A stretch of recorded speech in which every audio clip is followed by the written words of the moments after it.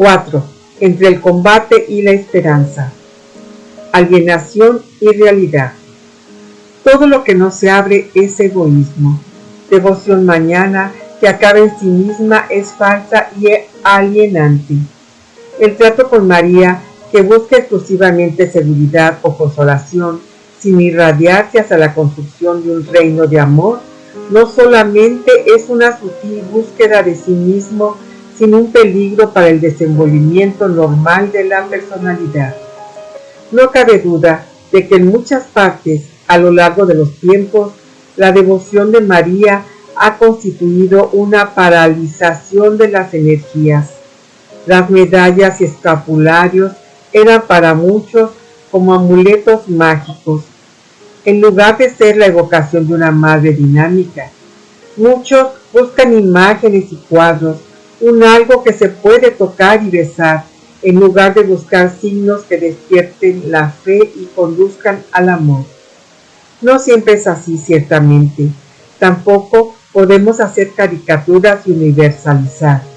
Muchas veces todo está mezclado, superstición, interés y devoción verdadera. Las grandes multitudes se acercan a los santuarios marianos con un fondo de buen sentimiento y de interés personal. Quieren conseguir algo o agradecer un favor. A veces tenemos la impresión de estar asistiendo a una operación de compraventa.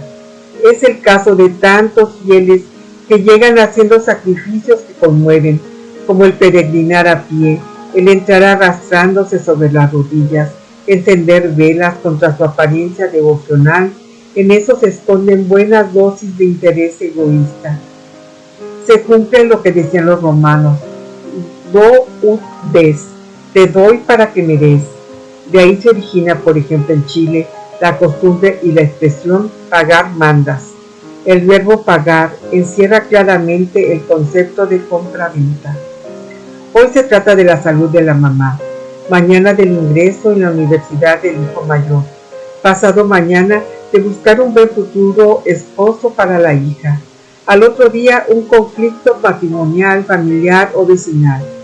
En el fondo se buscan a sí mismos, no buscan amar. Rarísima vez piden los fieles otra clase de valores como la fe, la humildad, la fortaleza. Es evidente que todo eso es la adulteración de la finalidad por la cual Jesucristo nos entregó una madre. En lugar de ser la madre que engendra en nosotros a Jesucristo, queremos transformarla muchas veces en la economista que soluciona los reveses económicos, en el médico que sana las enfermedades incurables, en la mujer mágica que tiene la fórmula secreta para todos los imposibles.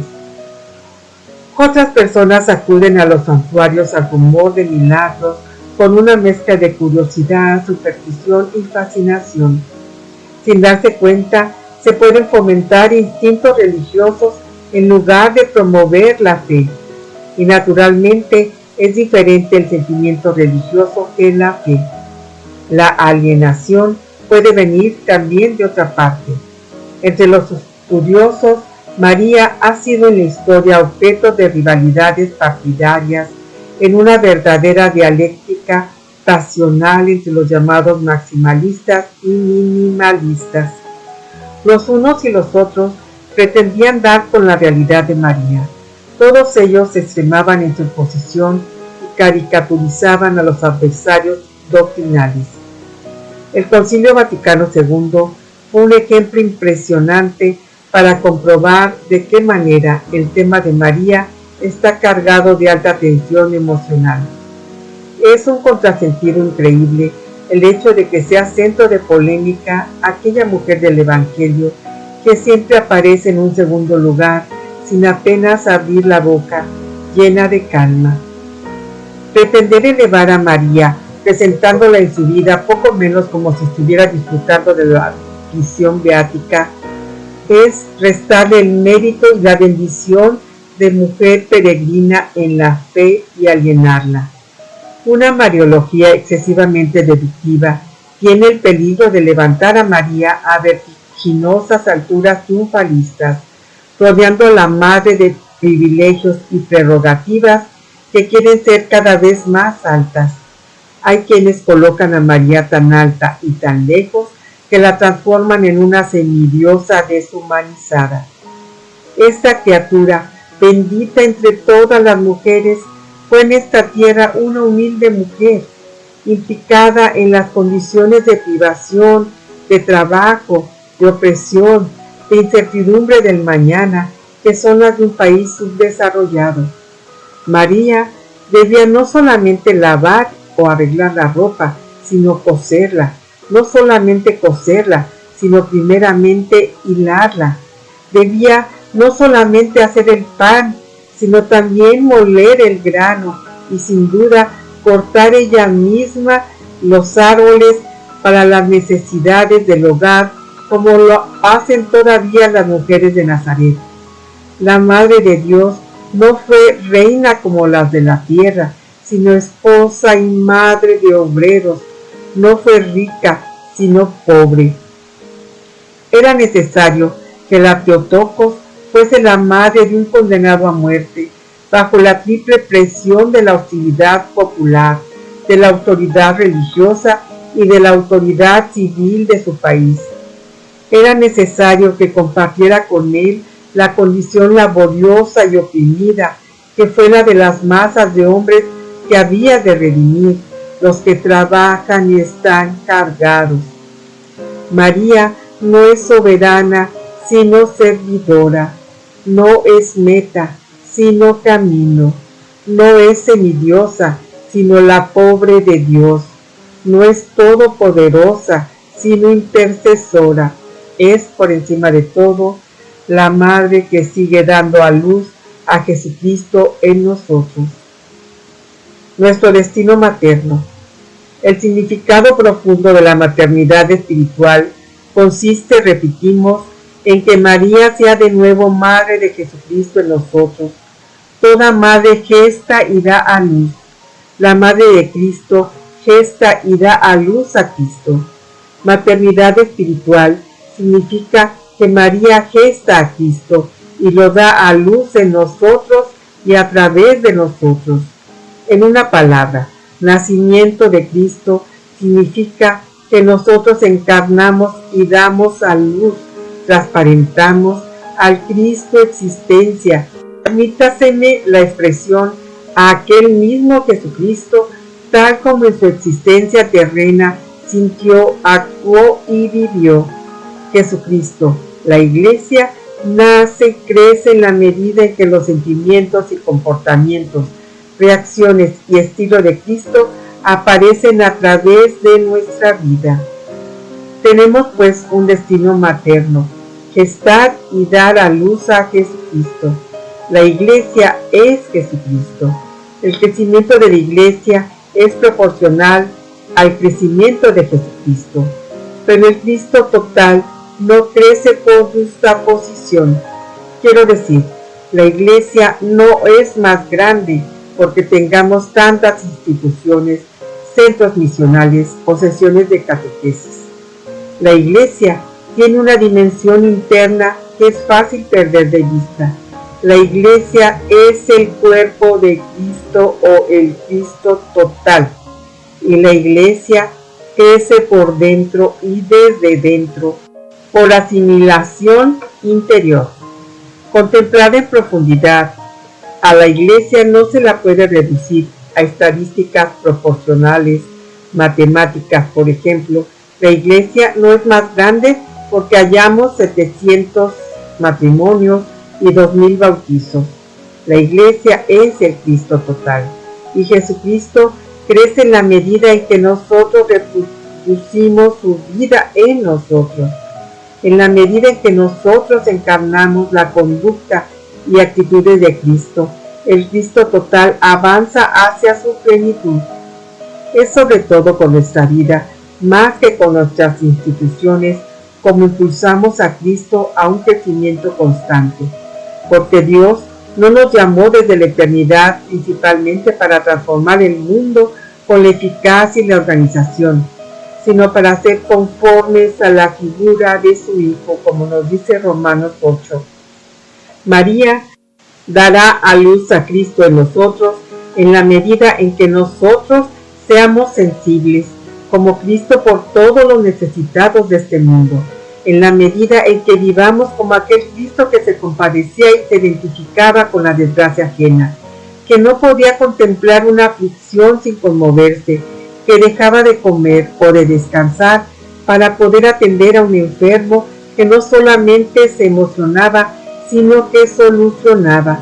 La madre es aquella que debe ayudarnos a encarnar ese Cristo vivo sufriendo con los que sufren, a vivir nosotros para los demás y no para nosotros mismos.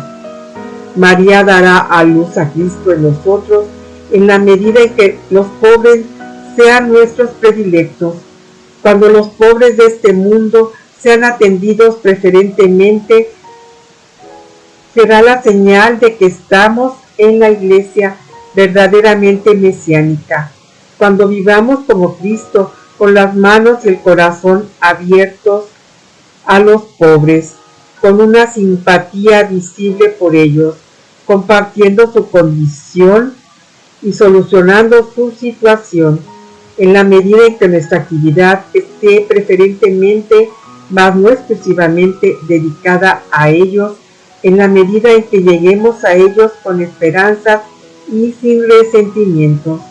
María será verdaderamente madre en la medida en que nos ayude a encarnar en nosotros a este Cristo de los pobres.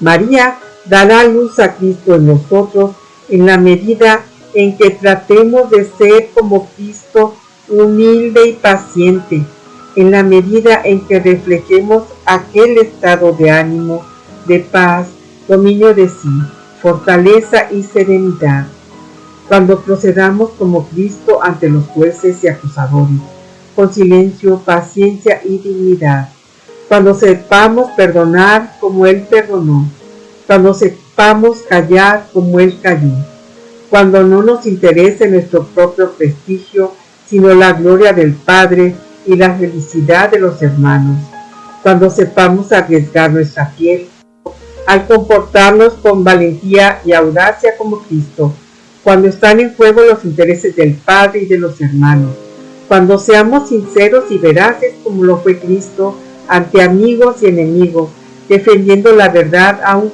a costa de la vida. María será verdaderamente nuestra Madre en la medida en que nos ayude a encarnar este Cristo pobre y humilde. María dará a luz a Cristo en nosotros en la medida en que vivamos despreocupados de nosotros mismos y preocupados de los demás, como Jesús, que nunca se preocupó de sí mismo, sin tiempo para comer, para dormir o para descansar.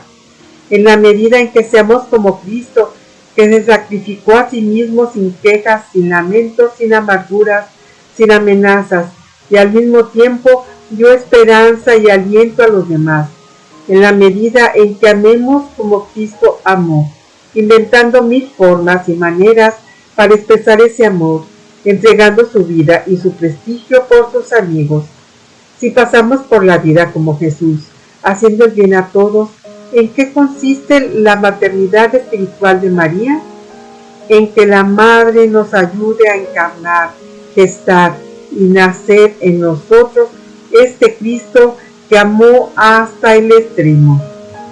María será para nosotros la verdadera Madre si nos esforzamos por tener su delicadeza fraterna. Acto seguido de la anunciación, va la Madre rápidamente a felicitar a Isabel y ayudarle en las tareas domésticas de los días prenatales. Si copiamos aquella su delicadeza en Caná, atenta y preocupada por todo, como si se tratara de su propia familia, super delicadeza la suya en la misma escena, al no comentar con nadie la deficiencia del vino, al no informar al anfitrión para evitarle un momento de rubor, y mayor delicadeza todavía al pretender arreglar todo sin que nadie se diera cuenta, delicadeza también con su propio hijo, al evitar ante los demás la impresión de una situación conflictiva por la respuesta del hijo, cuando dice a los empleados, haced lo que él os diga. Su delicadeza en Capernaum, cuando en lugar de entrar en casa y saludar al hijo con orgullo materno, golpea la puerta y queda fuera, esperando ser recibida por el hijo.